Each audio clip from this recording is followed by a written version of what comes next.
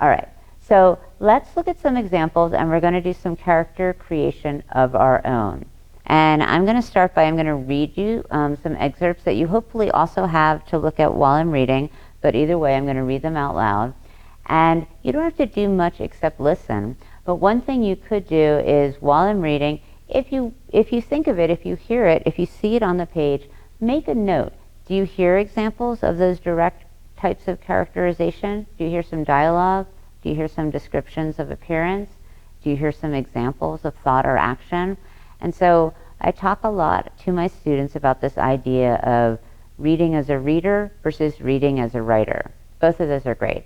I became a writer because I loved reading so much, and I chose some books that I loved when I was younger. When we read, we want to get lost in the story.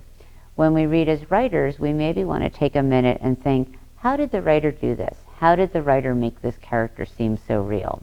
And one way we do that is we look for some examples. So I'm going to read a short excerpt to you from a book called A Wrinkle in Time by Madeleine L'Engle. You may have heard of it. You might have read it. You may have saw the movie. It's a fairly classic book. It won the Newbery Award for Young Adult Literature.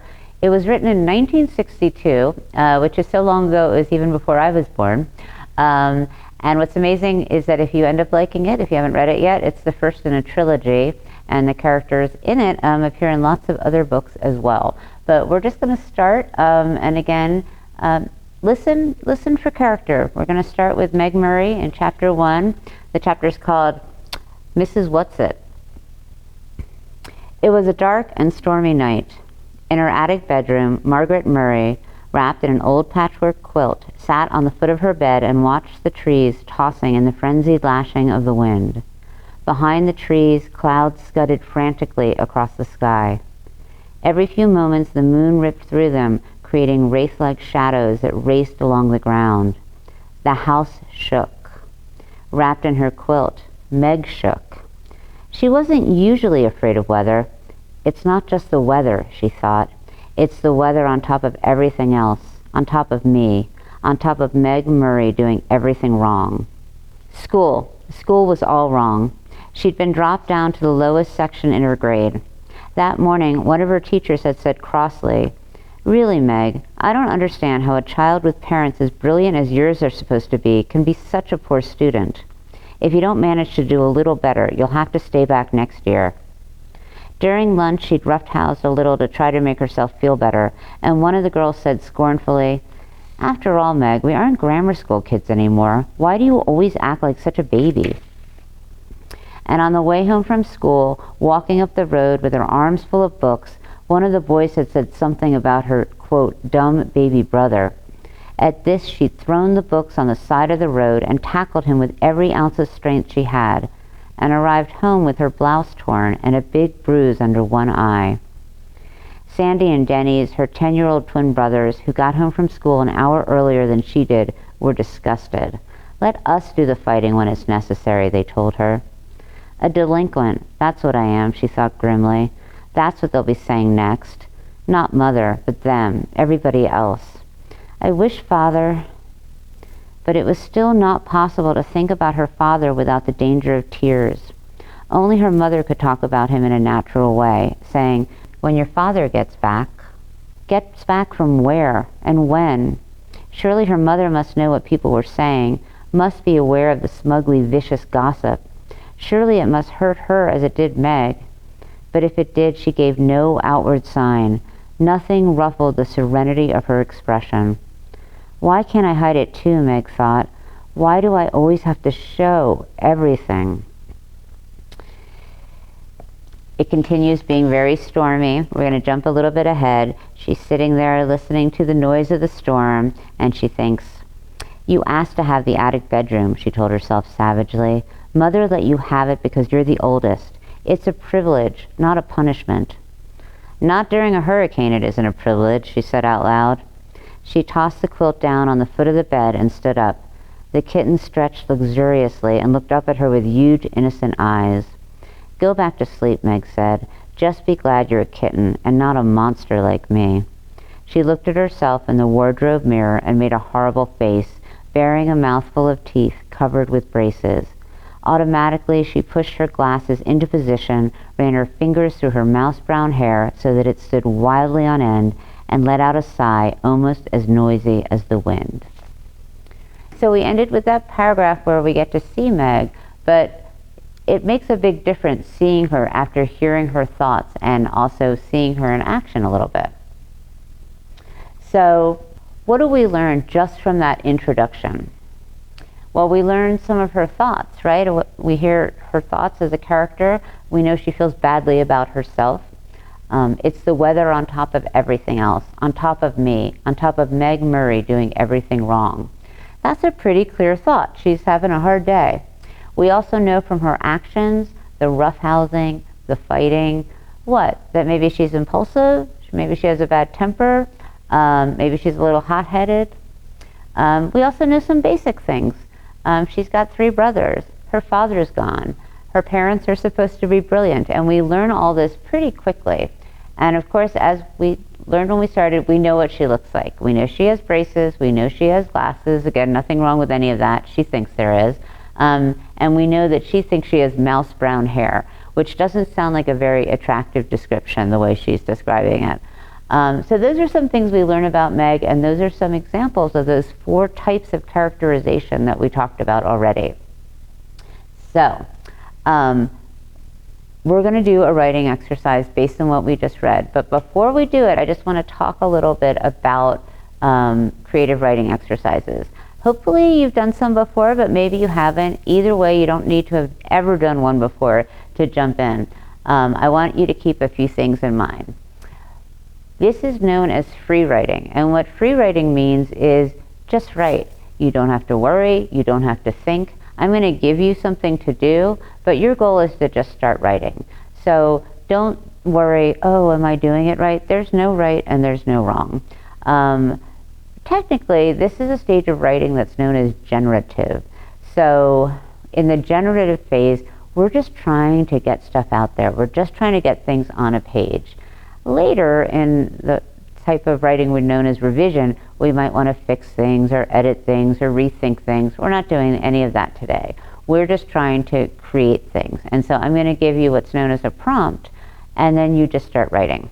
Make sense? Oh, you can't answer me. I think it does. All right, so this is our second writing exercise. I'm going to recommend that you take about 10 minutes. It's good sometimes when you're doing a writing exercise to time yourself, because then you can just say, I've got 10 minutes, I'm going to get it on the page, and then what I've got is what I've got, rather than saying, I'm just going to keep writing. Because I know for me, if I think that I have just all day to get something written, I will usually wait till the last 10 minutes and do it anyway, so 10 minutes is a good time. If you want a little more, if you want 15 minutes, that's fine.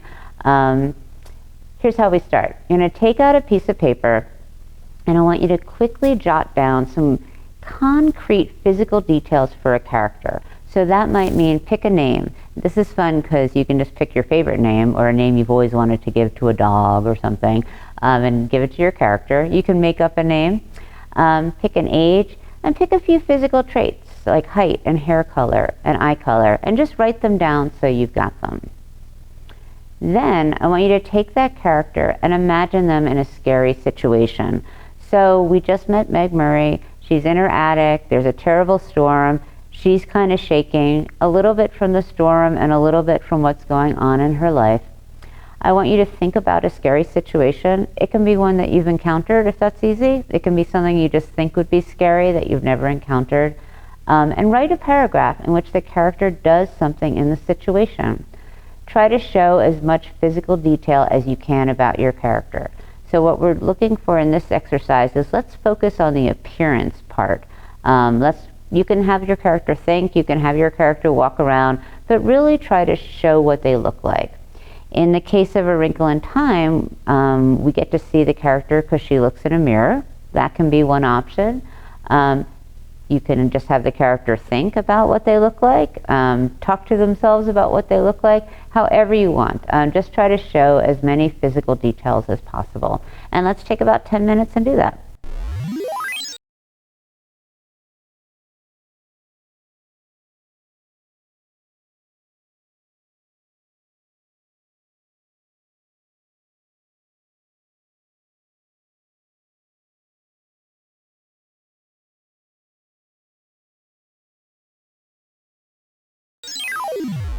So hopefully you got something down on the page and maybe you even like it, or if you're like me, you're like, I don't know if I like it or not. That's okay, you don't have to decide. If you happen to be in a room with other people, it can be fun to take a few minutes and read these out loud to each other and hear what other people have to say, but we're going to keep moving for now and move to our next book. This is a book called From the Mixed Up Files of Mrs. Basil E. Frankweiler by E.L. Konigsberg, who also has won the Newbery Medal for young adult literature twice, actually, I believe. And so again, you hopefully have the excerpt, but if not, I'm going to read aloud to you. And again, just listen. Listen to see what you learn about the character and what you hear in terms of those types of characterization. Do you hear appearance? Do you hear thought? Do you see some action? Is there some dialogue? You can take notes on that, or you can just listen for it. Chapter 1. Claudia knew that she could never pull off the old-fashioned kind of running away. That is, running away in the heat of anger with a knapsack on her back.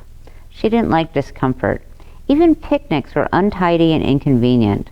All those insects and the sun melting the icing on the cupcakes. Therefore, she decided that her leaving home would not be just running from somewhere, but would be running to somewhere. To a large place, a comfortable place, an indoor place, and preferably a beautiful place. And that's why she decided upon the Metropolitan Museum of Art in New York City. I'm going to just stop for a minute and tell you I loved this book when I was younger because I wanted to run away and live in that museum. That's all I could think about, was that this was a real idea. I'm not recommending anyone run away, but when I was young, I thought that seemed really fun. Okay, we'll keep going. She planned very carefully. She saved her allowance and she chose her companion. She chose Jamie, the second youngest of her 3 younger brothers. He could be counted on to be quiet, and now and then he was good for a laugh. Besides, he was rich. Unlike most boys his age, he had never even begun collecting baseball cards. He saved almost every penny he got. But Claudia waited to tell Jamie that she had decided upon him. She couldn't count on him to be that quiet for that long, and she calculated needing that long to save her weekly allowances. It seemed senseless to run away without money. Living in the suburbs had taught her that everything costs. She had to save enough for train fare and a few expenses before she could tell Jamie or make final plans.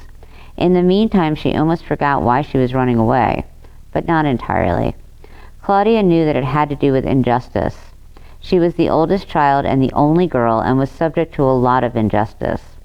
Perhaps it was because she had to both empty the dishwasher and set the table on the same night while her brothers got out of everything. And perhaps there was another reason more clear to me than to Claudia, a reason that had to do with the sameness of each and every week. She was bored with simply being straight A's Claudia Kincaid. She was tired of arguing about whose turn it was to choose the Sunday night 7:30 television show, of injustice, and of the monotony of everything. So that's our introduction to Claudia. Very different character than Meg Murray. And again, keep in mind, it seems sort of daunting to write a whole book, but even with just those few paragraphs, we really met Claudia, at least I feel like we did. So what do we learn? We learn on the one hand, or on the other hand, she seems pretty confident compared to Meg Murray. And we know she's a planner. She has a very specific plan to run away to the Metropolitan Museum of Art. We know from the author that Claudia doesn't like discomfort. We know how she thinks. Claudia knew that it had to do with injustice. She was the oldest child and the only girl and was subject to a lot of injustice. And we know some of her actions and feelings. We know she's bored with her life. She's bored with just getting straight A's. She's tired of arguing. She's sick of everything. She wants things to be a little bit different. I felt this way very much when I was younger and also sometimes now. She just wanted things to change. And so she decided to take action. So she's a very take action kind of character. You might have noticed some other things, and whatever those observations are, I am sure that they are very astute. We got a lot of information in a short period of time. So we're going to move to our next writing exercise, and we're going to actually use the premise of this book from the Mixed Up Files of Mrs. Basil E. Frankelweiler for the writing exercise. Again, 10 to 15 minutes is usually good. I think when you're doing a writing exercise, the best time to stop is when you don't want to, when you feel like you have more to say. Because that means that later on, when class is over, or at any time really, you can open your notebook and jump in again, that there's still some energy left there. But you might be in class and you get 10 minutes, and that's what you get. So here's what we're going to do. Take the character that we just created in the first exercise and start a story in which your character has decided to run away. They can go anywhere they want. They can go anywhere that you can want to take them. In the real world, in an imaginary world. So where are they going to go? Have your character pick a place, make a plan, and choose a companion just like Claudia does.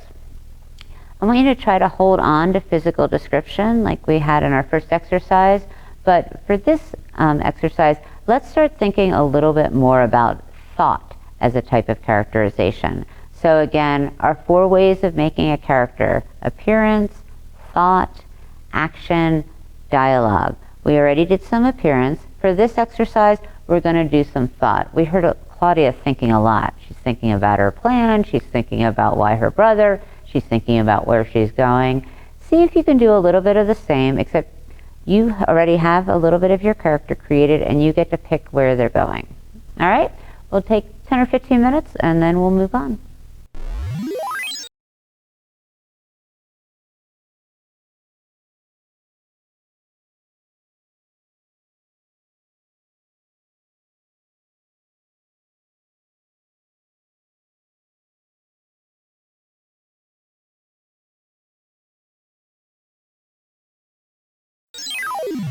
So hopefully you got some words down on the page. Again, it doesn't matter how many. And hopefully you had some fun. And I should have mentioned this from the get-go. Writing should be fun. Sometimes it's not fun. Sometimes maybe you have a research paper and you're not having that much fun writing it. I write for a living, and I promise you I don't have fun all day, every day.